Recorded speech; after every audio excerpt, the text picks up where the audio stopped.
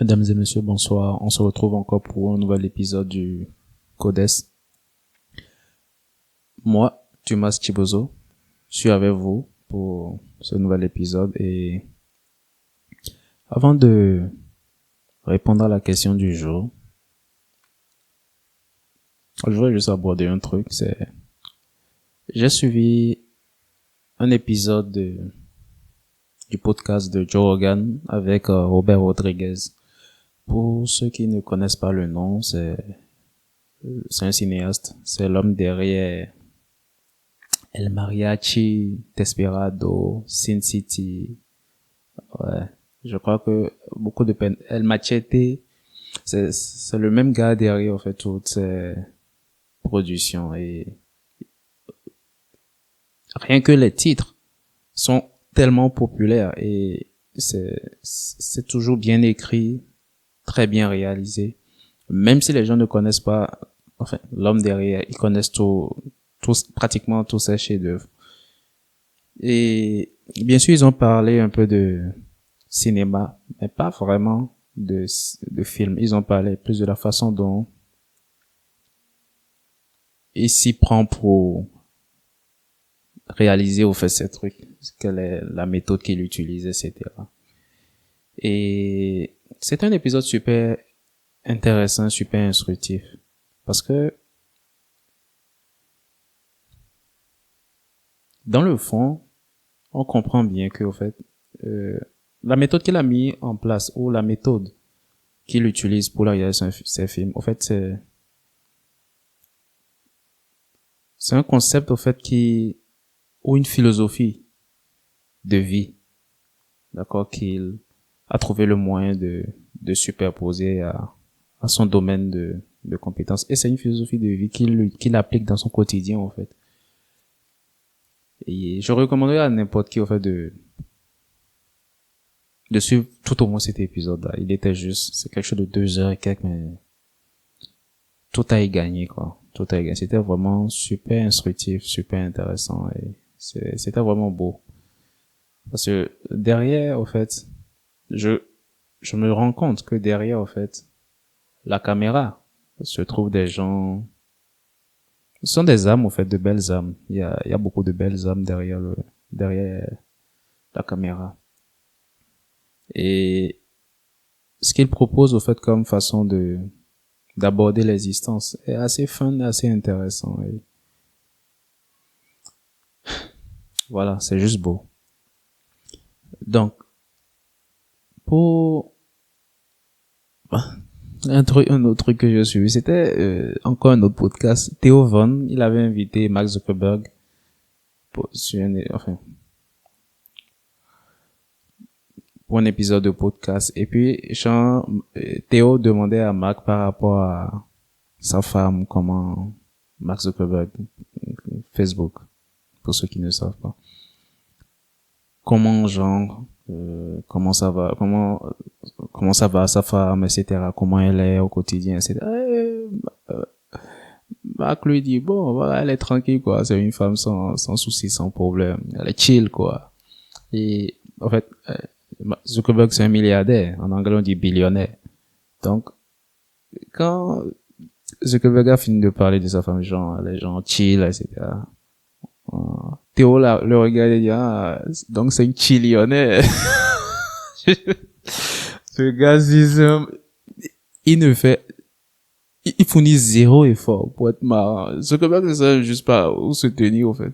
C'était un épisode un peu bizarre à regarder. Parce que, bon, du fait de la façon dont Zuckerberg répondait aux questions, il semblait, je veux pas dire, il a toujours été un peu, je veux pas dire tendu quand il est interviewé, mais disons, il était plus tranquille, mais je sais pas, il a une façon comme un automate, il répond des fois souvent un peu comme un automate, à mon avis.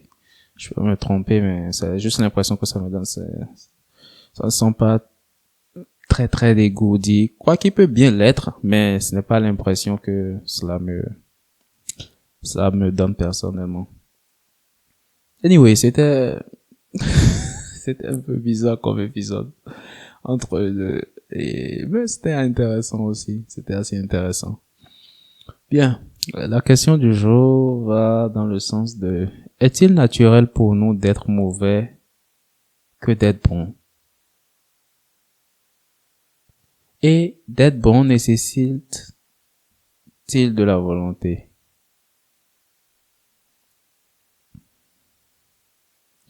Est-il Est-il plus naturel pour nous d'être mauvais que d'être bon? Et être bon nécessite-t-il de la volonté? Je vais commencer par l'arrière, revenir au début pour retourner à l'arrière. C'est donc en répondant à la question savoir si être bon nécessite de la volonté. Non, être bon ne nécessite pas de la volonté. Ça nécessite l'intention. Il faut avoir l'intention de. Et maintenant, je reviens au début.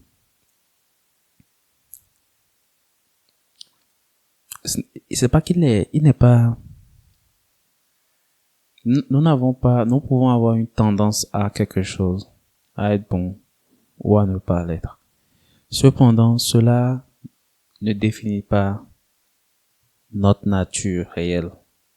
Parce que si justement si c'est une tendance, ce n'est pas notre nature. Si c'est notre nature, ça ne peut pas être une tendance qui va balancer. Ou du moins, disons que notre nature nous permet d'embrasser, au fait, les deux volets là. Quoique dans l'une des options, il n'y a pas un effort particulier à fournir. C'est-à-dire, il n'y a pas un effort particulier à fournir pour être quelqu'un de pas bon. Tandis que, de l'autre côté, il faut de l'intention pour être quelqu'un de bon. Cela vient d'un truc qui est assez... La raison est simple. La raison pour laquelle les choses sont comme ça est plutôt simple. Tout part de l'entropie, du concept de l'entropie, disons-le comme ça. C'est un concept qui décrit un peu la notion de désordre. Et dans le sens où on dira que, en fait, il y a deux concepts liés à de l'entropie, au fait, que je vais essayer de faire truc là. Mais l'entropie va essentiellement définir un état de désordre. Maintenant, il y a un autre concept qui veut que, au fait, tout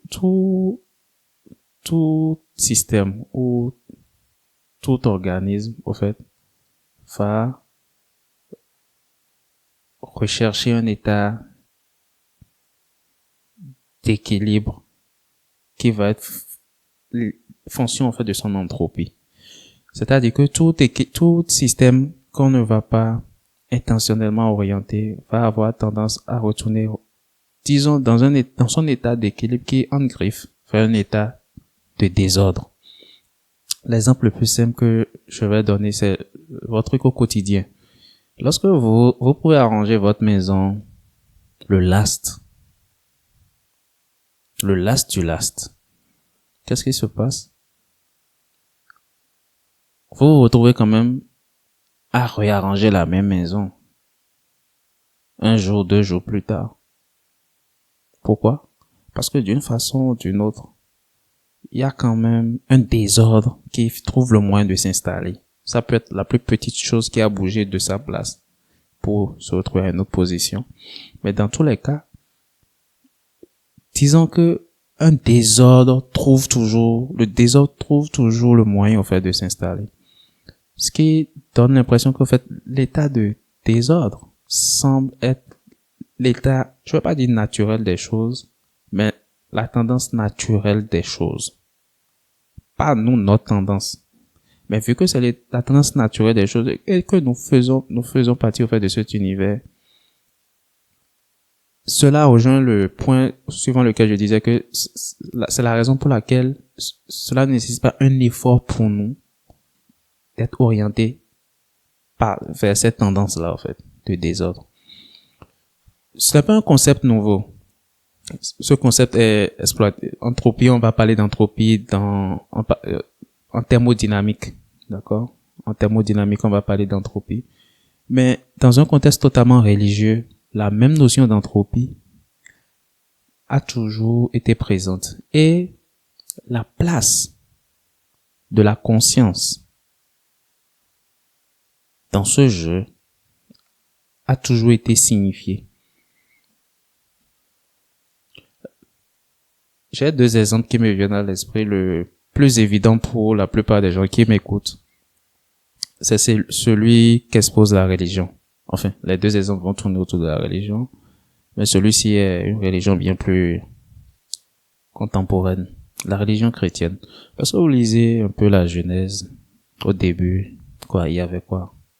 Il y avait les ténèbres, en griffe, le chaos, d'accord? Et l'Esprit de Dieu planait au-dessus des eaux, etc., etc. Mais là, on comprend quoi? Il y avait un chaos primordial. Il y avait des ténèbres. Puis, il y avait une conscience.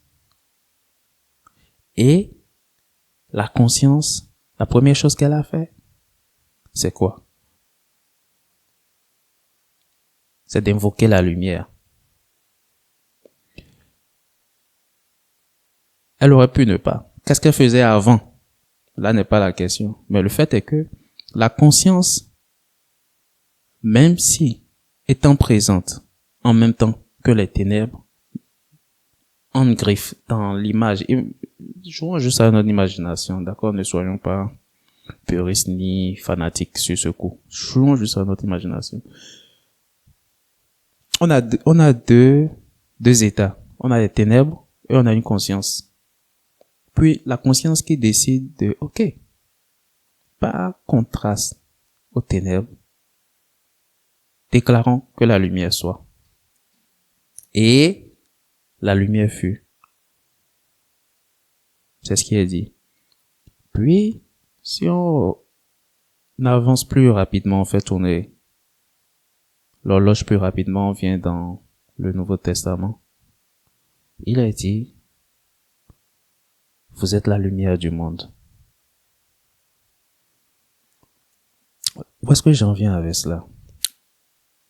Si je ramène le même exemple à ce qui se passe lorsque vous avez votre paysan qui va au champ, il va éventuellement planter. Il va planter plein de trucs. Mais qu'est-ce qui va se passer? Il faut que, de temps en temps, il arrache les mauvaises herbes. Il arrache les mauvaises herbes. Sinon, qu'est-ce qui se passe? Les mauvaises herbes prennent le dessus et empêchent sa pousse, celle qu'il a plantée, de bien pousser. Mais la tendance naturelle des choses va être que les mauvaises herbes poussent. La tendance naturelle des choses, c'est qu'il y a un chaos primordial. Il y a un chaos qui est de la nature des choses.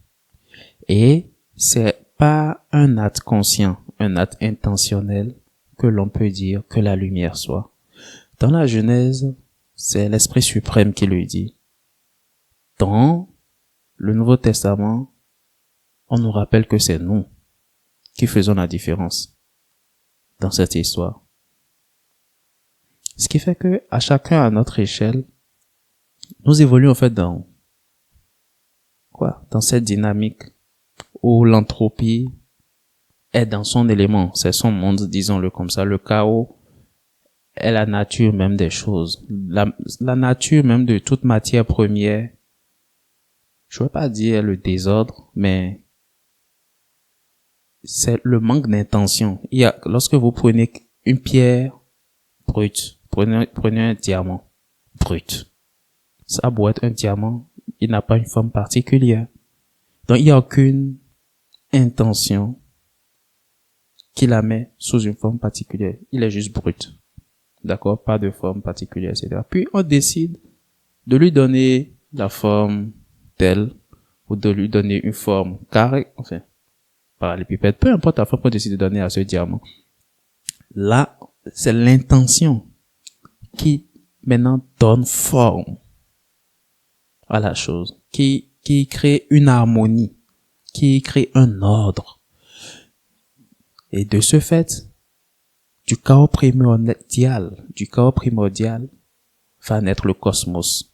Le cosmos qui est dans l'ordre. D'accord? Le chaos, le cosmos qui est dans l'ordre fruit de l'intention primordiale. Dans le chaos primordial. Je suis en train de jouer avec les mots. Mais bon, on se comprend. Il y avait des chaos, puis que la lumière soit. C'est une intention. Et cette intention a donné vie, disons, à l'ordre primordial, disons-le de cette façon. Et donc, de la même façon qu'à l'origine, les choses sont comme ça. Relativement tout dans l'existence va évoluer sur le même schéma. L'autre exemple que je voulais donner, qui est religieux, même si pas de nous, notre époque, aujourd'hui on classe la mythologie, c'est celui des Égyptiens. Dans la mythologie égyptienne, il est dit que Amon-Ra, sur son bateau, je vais dire, accompagné de Seth, tous les jours, chaque fois que le soleil se lève, en fait, il chasse quoi? Apophis, le serpent qui représente le chaos, c'est-à-dire l'être, la déité qui représente le chaos primordial. Et en chassant Apophis, il fait son voyage dans le ciel. Amon-Ra étant symbolisé par étant symbolisé par le soleil. C'est ce même voyage, au fait. C'est un peu comme si, même si Apophis n'est pas la nuit dans la mythologie égyptienne, l'image qui est donnée est celle du soleil qui vient chasser les ténèbres au petit matin et qui fait son voyage dans le ciel sur sa barque jusqu'au soir. Donc c'est relativement la même image, au fait, qui est prêtée à la divinité égyptienne, où elle vient en apportant sa lumière, une intention bien particulière, chasser, au fait, ce qui est désordre, pénombre, ou qui pourrait considérer une tendance pas bonne. Ce phénomène, justement, que l'on observe, ou que je viens de décrire jusque-là, dans la nature, que ce soit d'un point de vue, disons, religieux, d'un point de vue de la mythologie, ou relativement d'un point de vue de la thermodynamique, d'un point de vue, disons, scientifique, c'est ce même processus, au fait, qui se déroule, au fait, dans notre propre psyché, dans notre propre, disons, monde intérieur, pour parler français. Et du coup, parce que le truc, c'est qu'il y a deux façons de voir la chose. Je peux aborder la chose du point de vue, relationnel de l'individu par rapport au monde extérieur ou de l'individu par rapport à lui-même. Mais disons, prenons le truc du point de vue de l'individu par rapport à lui-même. L'on aura tendance, généralement, l'individu aura tendance à baigner, au fait, dans un flot continuel de pensées et d'émotions qui vont le balloter dans un sens comme dans l'autre. Et généralement, ce flot n'est pas agréable. Généralement, les gens vont tendance à balloter dans des ressentis pas du tout agréables et des pensées plutôt négatives, etc. Et l'idée pour lui, ou l'idée pour l'individu, de la même façon que le soleil se lève et chasse les ténèbres, pénombre,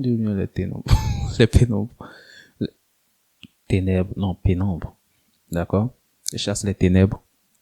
De la même façon que Ra fait son voyage et chasse Apophis jour après jour, de la même façon que l'Esprit de Dieu planait au-dessus des eaux et déclara que la lumière soit. De cette même façon, nous, par analogie, faisons usage de notre intention pour mettre de l'ordre dans notre être intérieur. Et c'est seulement, en fait, justement, de cette façon que j'aimerais dire qu'il s'agit pas d'une lutte, mais d'une façon ou d'une autre, c'est une lutte. Mais ce n'est pas une lutte d'un point de vue contraintes, etc. C'est juste de notre nature à nous d'affirmer l'ordre. D'affirmer l'ordre. Nous pouvons avoir une tendance à nous laisser aller au désordre. Mais notre nature est d'affirmer l'ordre. Voilà pourquoi nous pouvons affirmer l'ordre. Voilà pourquoi nous sommes la lumière du monde. C'est juste nous, ça. Et j'espère que jusque-là, c'est clair. Et donc, du coup, maintenant, lorsqu'un individu ou lorsqu'on comprend que c'est de notre nature première d'affirmer l'ordre, puisque nous sommes les seuls capables de. Et si c'était pas notre nature, on ne serait pas capable nous ne serions même pas capables au fait d'opposer au fait, justement, l'ordre à ce semblant de désordre ou à ce chaos, au fait. Ce ne serait juste pas possible. On n'en aurait même pas l'intention.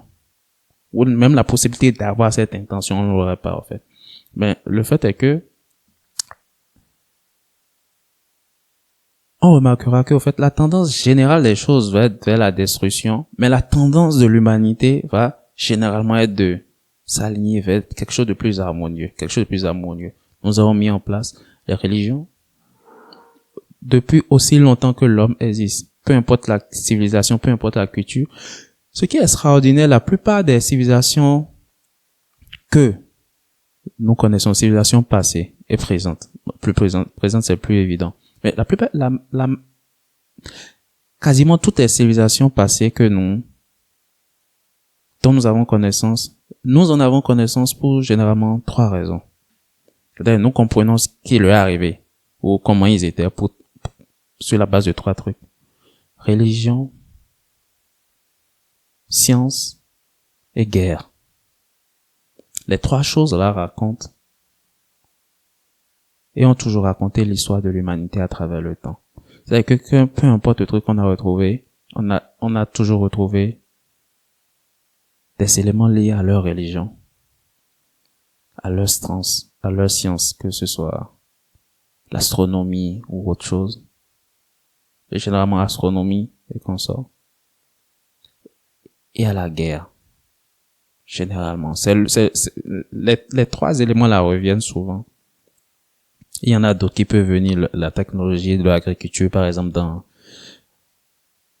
l'Amazonie, ils ont découvert un certain nombre de trucs avec les satellites il y a quelques années. Comme quoi, en fait, l'Amazonie, ça c'est une parenthèse. L'Amazonie, au fait, n'a pas toujours été, en fait, tout ce qui est plante dans l'Amazonie n'est pas naturel. C'est-à-dire que les gens qui vivaient là, il y a quelques millénaires, au fait, ont modifié eux-mêmes la nature du sol. Parce que le sol, tel qu'il est là, il y avait des gens qui y vivaient, des villes de près de 20 000 habitants. Donc, il faut nourrir tout ce monde. Mais la nature du sol ne permet pas, en fait, de planter des trucs qui peuvent nourrir l'homme. Et ils se sont rendus compte que les gens avaient modifié la nature du sol. C'est-à-dire, ils ont amené une autre forme de sol sur le sol, là. Et ils ont créé un environnement favorable à la pousse de tout ce qui est propre à la consommation humaine. Et disons, dans ces dernières, il y a moins de 10 ans, en fait, qu'on se rend compte qu'au fait, ok, les gens là, ils avaient un certain degré de technologie, voilà. Et quand je dis technologie, je parle pas de machine, mais je parle de procédures, de procédés qui permettent au fait de créer, voilà, un certain nombre de trucs pour leur suivi. Et donc, ça c'est le genre de truc au fait qu'on peut découvrir en plus. Mais généralement, ça va, les trucs qui nous permettent d'avoir des informations sur les civilisations passées, c'est leur religion. C'est généralement les trucs qu'on trouve. Leur science, quand on a l'opportunité d'en trouver, généralement, il y a toujours des éléments qui nous permettent au fait de comprendre que, tout au moins d'un point de vue de l'astronomie, les gens là, ils avaient une vision du monde je pense, bien plus, je ne vais pas dire bien plus avancée que celle que nous avons aujourd'hui, mais bien plus populaire que celle que nous avons aujourd'hui. Dans le sens où aujourd'hui, beaucoup de gens ne savent que dalle de l'astronomie, mais ces gens-là, cela rythmait leur quotidien. C'est-à-dire que si aujourd'hui une personne sur 10 est au courant de ce truc, des notions en matière d'astronomie, disons, à leur époque, ça devrait être au moins 6 personnes sur 10. Et quand je dis au moins, je suis généreux. Parce que on s'est rendu compte que leur rythme de vie et leur religion et l'astronomie ne faisaient généralement qu'un. Donc, évidemment que ce truc-là, ça fait partie du quotidien de la majorité de ces gens-là. Si j'exclus les enfants et les esclaves, qui pourraient ne pas se sentir concernés par ce genre de truc. Donc, je dirais au moins 6 personnes sur 10 à leur époque, contre peut-être une personne sur 10. Ça, c'est mon avis personnel. Donc, d'où est-ce que je suis parti? Donc, je reviens à d'où est-ce que je suis parti. On se rend bien compte que l'humain a toujours eu l'intention de mettre de l'ordre, de créer de l'harmonie, d'organiser la société, etc., etc. Nous avons en place beaucoup de codes moraux, etc. La notion d'éthique est beaucoup plus populaire à notre époque, etc. Nous sommes toujours une espèce qui aime faire la guerre, cependant nous avons des lois pour faire la guerre. Nous avons un code pour faire la guerre. C'est-à-dire, il y a des trucs que tu ne dois pas faire pendant la guerre. Pour dire à quel point, même dans le chaos, ou du moins, même dans notre façon d'évoluer, nous avons trouvé le moyen de créer un chaos contrôlé. Ok, on est d'accord pour le chaos. Donc nous pouvons avoir une tendance au chaos. Mais nous avons trouvé le moyen d'y mettre de l'intention, de contrôler ce chaos-là. Il y a des lois pour la guerre. On ne fait pas la guerre n'importe comment. Il y a des lois, sinon, justement, on t'arrête pour ne pas respecter les lois. Ok, c'est-à-dire, nous sommes une espèce où on peut se faire la guerre entre nous. Mais il y a des choses qu'on ne doit pas se faire pendant qu'on se fait la guerre entre nous. Point. Donc, cela est notre nature, la lumière. Et pour revenir donc réellement à la question qui est posée, qui est de savoir, est-il plus naturel pour nous d'être mauvais? De mon point de vue, la réponse est non. Il est plus naturel pour nous d'être bons. Ça peut sembler contre-intuitif, vu tout ce que j'ai dit jusque-là, mais ma raison est laquelle? Lorsque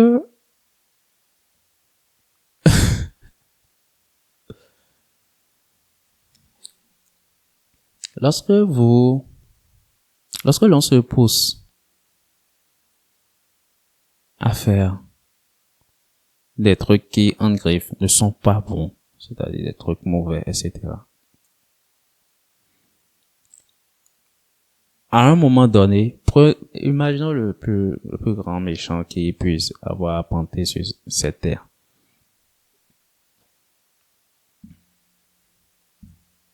On se rend bien compte que, à un moment donné, il y a quelque chose qui va pas. Parce que c'est facile de détruire. C'est facile de détruire jusqu'à ce que l'on atteigne le zéro absolu. Puis il n'y a plus rien à détruire. Puis il n'y a aucune forme de satisfaction qui naît de cela. Il y a quelque chose qui manque, etc. Et généralement, celui-là qui va être peut-être un conquérant, et qui va faire la guerre, qui va conquérir territoire après territoire, royaume après royaume. Le fait pourquoi? Pour établir ses propres règles. Pour établir sa propre loi. Ce qui fait que, en réalité, fondamentalement, l'individu ne recherche que cet équilibre-là en lui. C'est un peu comme si je donnais l'exemple de Thanos dans l'histoire là, le monde des Avengers et consorts. Il a voulu foutre le bordel rien que pour avoir un peu de paix, siroter son thé dans son jardin. Un truc dans le style, en fait. Donc, fondamentalement, peu importe, le gars là a été capable de sacrifier, au fait, sa fille. C'est hallucinant, quoi. Juste pour pouvoir, en fait, siroter un peu de thé dans son jardin. Regarder un soleil levant. Tranquille. Le chant des oiseaux. La sérénité qui va avec. Nous recherchons ce qui nous permet d'être bons. De nous sentir bien. Nous recherchons le bon, le bien. C'est-à-dire, nous recherchons la beauté. Nous recherchons l'ordre. Nous recherchons l'harmonie. L'humain n'utilisera pas forcément les bonnes méthodes dans sa quête. Cependant, son élan naturel, c'est de rechercher ces éléments-là. Celui qui est en quête de vengeance, qui va foutre du bordel, etc., il ne recherche que, dans la vengeance, il ne recherche que l'ordre, que nous avons décidé d'appeler justice. Et c'est seulement à travers cela qu'il espère trouver sa paix. Et généralement, dans les scénarios de film, on se rend bien compte que ces gens ont dit, oh, même si tu fais ça après, tu ne te sentiras quand même pas bien. C'est-à-dire que, en réalité, ce désordre-là, ou ce mal qu'il fait, n'est pas la fin qu'il recherche, en fait. Ce n'est qu'un, pour lui, un moyen de retrouver cet équilibre intérieur, cette satisfaction de, ok, justice a été rendue, maintenant il est en paix avec lui-même, ce genre de truc. Parce que c'est ça notre élan naturel. Peu importe. C'est d'autant notre élan naturel que c'est ce vers quoi l'humanité entière, c'est ce vers quoi l'humanité entière, ou c'est la chose sur laquelle l'humanité entière s'entend. Sans nous consulter, nous avons créé des cellules familiales sur tous les continents. Des communautés, des cités, des tribus, des communautés, des cités, des royaumes, etc. sans nous consulter. À des époques différentes, à des moments différents. Aujourd'hui, c'est beaucoup, bon voilà. Aujourd'hui, disons que tout est fait, quoi, mais il y a quelques milliers d'années, sans nous consulter, sur tous les continents, il y a toujours eu ça. Pour dire que cela fait juste partie de notre nature, d'être bon. Et le truc, vu que l'entropie est une force, ou ce n'est pas une force, mais c'est un état de désordre. Donc, vu que disons que le chaos a un état qui semble inné ou partie intégrante à la nature dans laquelle nous vivons, à l'univers dans lequel nous vivons, au monde dans lequel nous vivons. Il est de nous, je peux dire devoir, mais je vais dire, en fait, ça ne tient qu'à nous d'y créer l'ordre que nous voulons y créer. Parce que, généralement, justement, notre satisfaction ou notre accomplissement en tant qu'individu ne vient justement du fait que nous apportons de la lumière dans. C'est-à-dire que l'état d'entropie, l'état de désordre ne nous satisfait pas. Ça ne nous satisfait juste pas. Nous n'y trouvons pas notre compte. Voilà pourquoi nous voulons à chaque fois créer notre ordre. Quitte à ce que cela crée un nouveau désordre, pourvu que notre perception de l'ordre soit. Je suis en train de faire tout ça là pour juste appuyer le fait que je dise que notre première nature, c'est d'être bon. Et pour être bon, nous devons quand même y mettre, ou du moins pour affirmer notre bonté, pour exprimer notre bonté, nous devons faire preuve d'intention.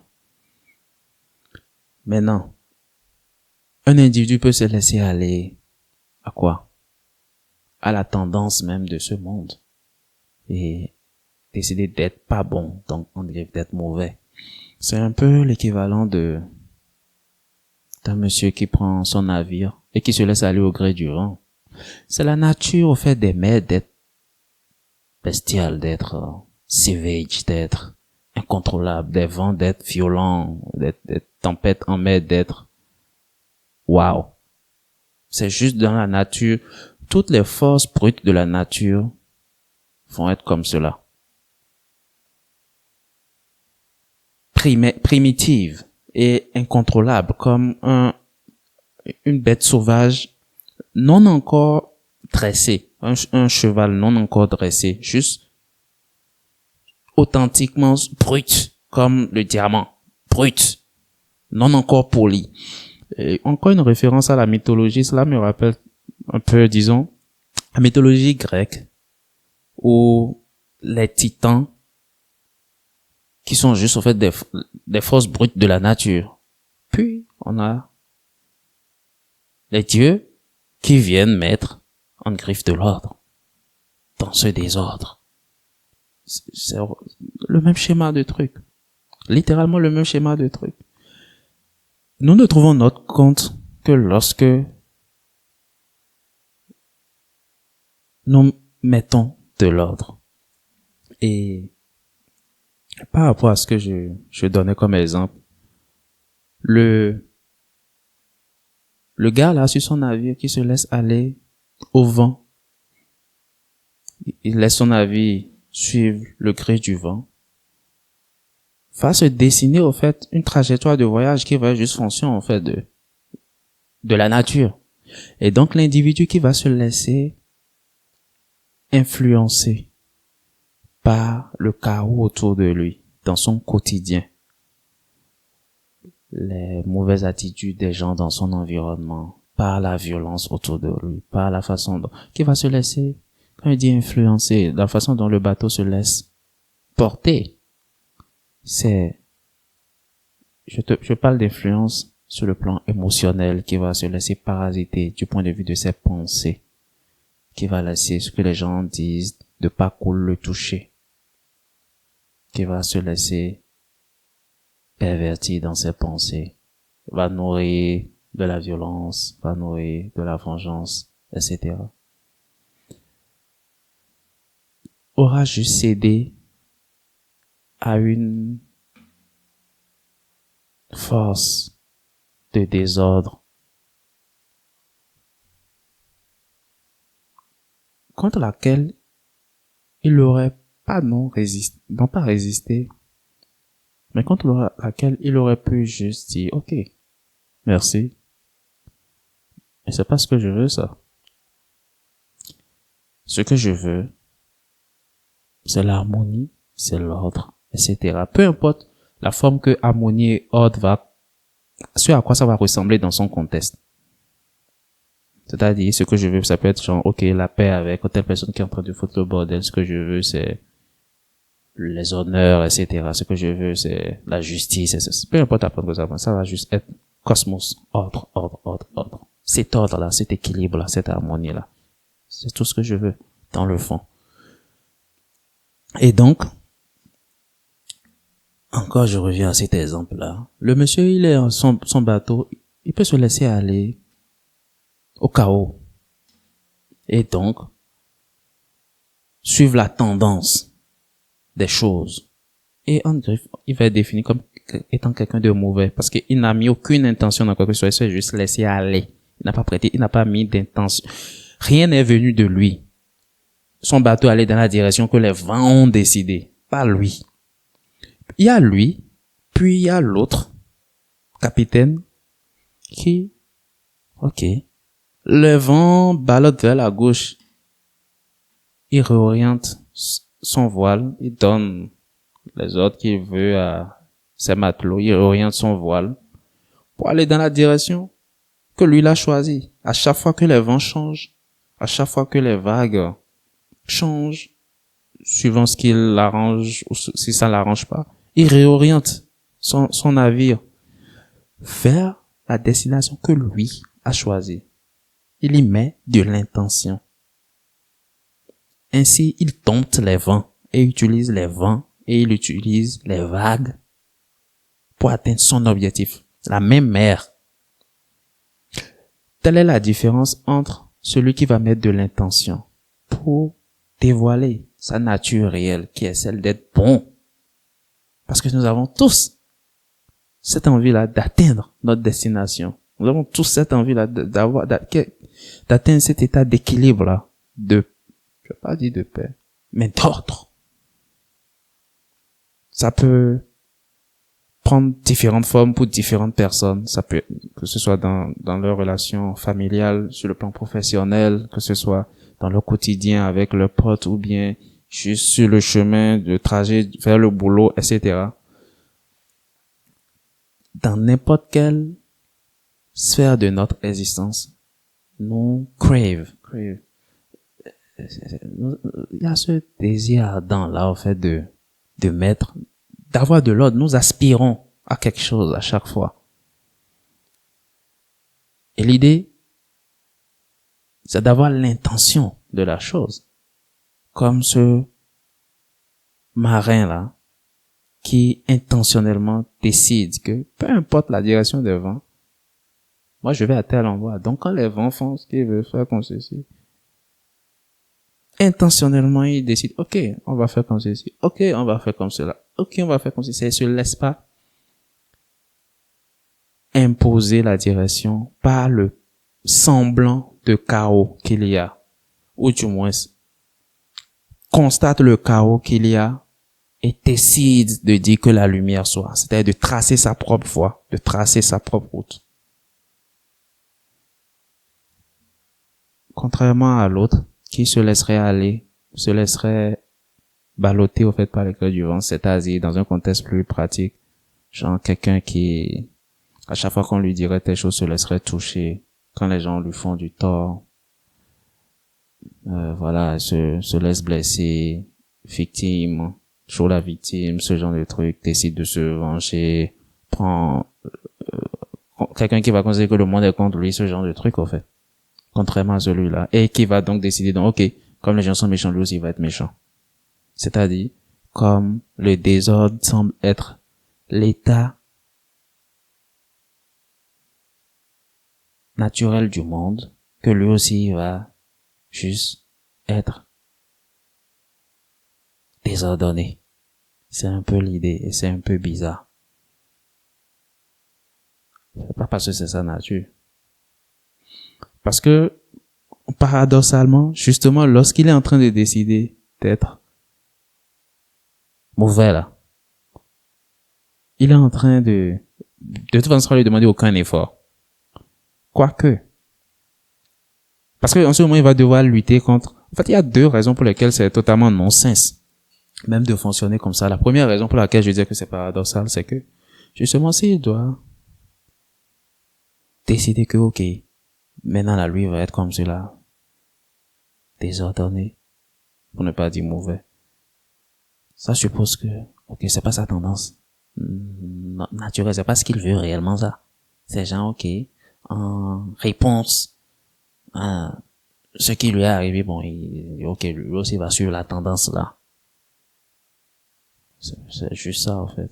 Et la deuxième raison, c'est en train de m'échapper, ça vient juste de me venir, c'est en train de m'échapper, mais anyway, ça, juste ce point-là montre à quel point c'est juste pas dans la nature, en fait, de l'individu d'être comme cela.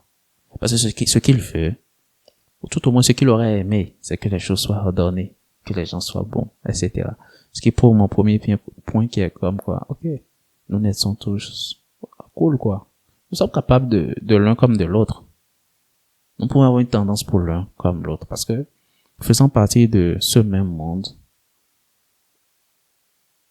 nous avons ça. À la seule différence que nous avons la capacité d'être intentionnels. Et c'est cela la grâce avec laquelle nous sommes venus.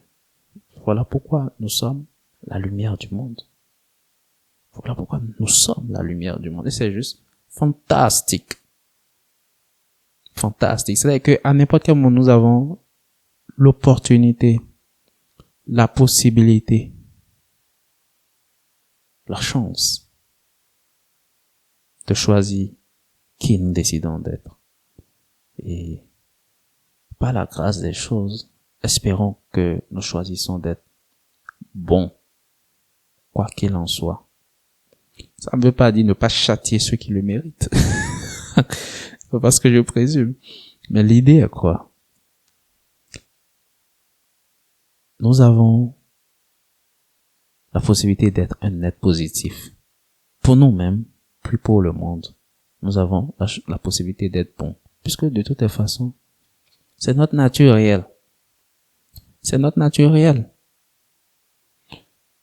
La question est de savoir pourquoi est-ce que ça pourrait être donc difficile d'être bon. Si c'est notre nature, pourquoi est-ce qu'il faut fournir de l'effort?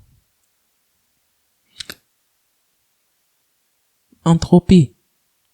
On vit dans un monde avec un degré d'entropie extraordinaire. Et c'est justement comment est-ce que nous faisons la différence? C'est en nous affirmant nous-mêmes. Mais si les forces en face sont élevées, cela ne contredit, comment dire, cela ne suppose pas que ce n'est pas notre nature d'être bon. Au contraire, nous ressentons est-ce que je vais parler de force de frottement? Non. Nous ressentons le contraste, nous ressentons l'opposition, justement parce que, en opposition à où nous on veut aller, ce qui est en face de nous est massif. Mais justement, c'est parce que c'est en opposition que cela prouve que, ok, c'est juste pas nous. Et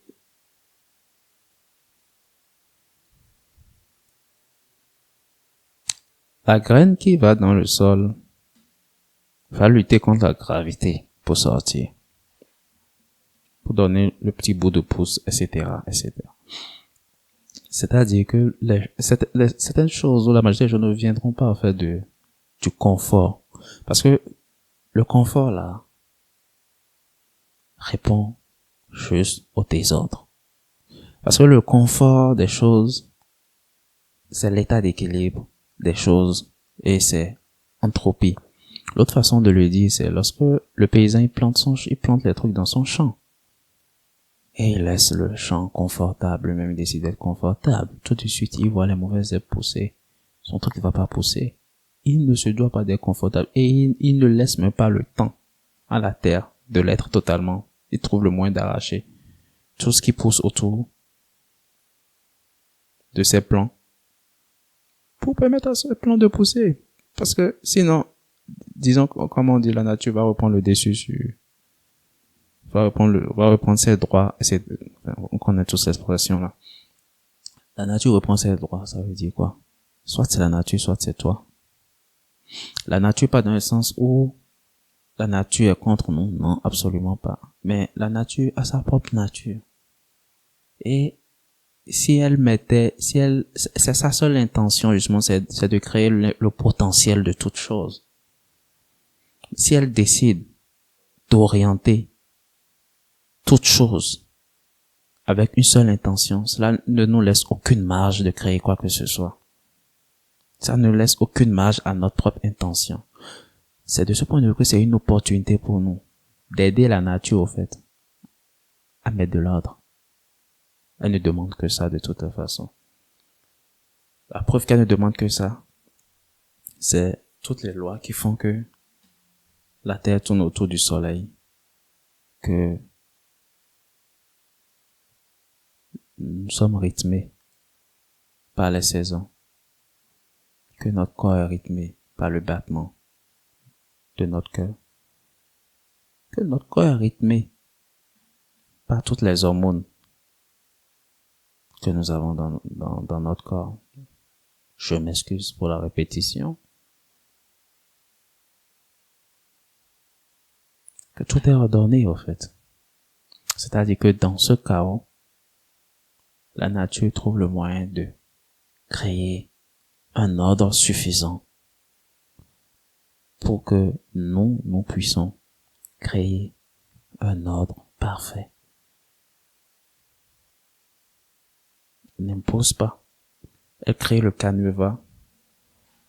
Elle dit, ok, faites-vous plaisir. Faites-vous plaisir. Et donc, cela me rappelle encore ce verset de la Bible qui dit « Soyez parfaits comme votre Père Céleste est parfait ». C'est relativement la même chose, en fait. soyez parfait, ça suppose que l'individu peut avoir tendance à ne pas l'être. Mais on lui rappelle son origine, comme votre Père Céleste est parfait. On te rappelle que ton origine, si ton Père est parfait, tu vois, enfant de chien, c'est chien. Enfant de chat, c'est chat.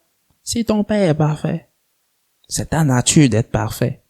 Mais si on te rappelle de l'être, c'est que tu peux avoir tendance à ne pas l'être. Mais si on te rappelle de l'être, c'est que tu peux intentionnellement te rappeler qui tu es. Parce qu'on t'a rappelé d'où tu viens ou de qui tu viens. C'est un rappel à la mémoire. Donc sur ce, je vous invite à être parfait, à être bon, comme votre Père Céleste est bon. Bonsoir.